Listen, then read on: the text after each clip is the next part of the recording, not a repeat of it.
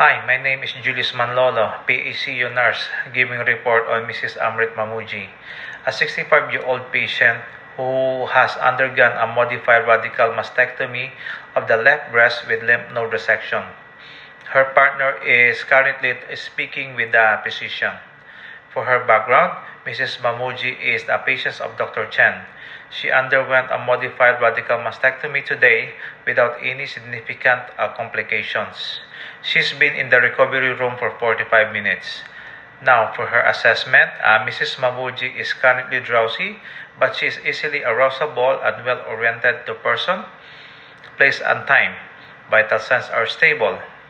She received Ringer's lactate at 100 ml per hour. Her chest bandage shows some significant serosanguinous drainage, about 1 by 2 centimeters. Regarding her pain, she reported 5 out of 10 when she woke up. Initial dose given 3 ml milligram via PCA pump about 15 minutes ago. Adduction sprat drain is in place at the left axilla with a 30 ml output. She has an indwelling urinary catheter with normal output, which is to be removed today. My recommendations for Mrs. Amrit Mamuji, we need to continue to monitor her vital signs and the level of consciousness.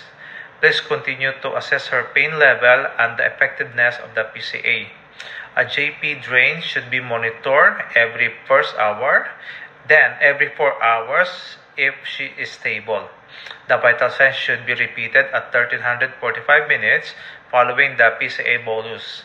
Let me know if you need anything else clarified. Thank you.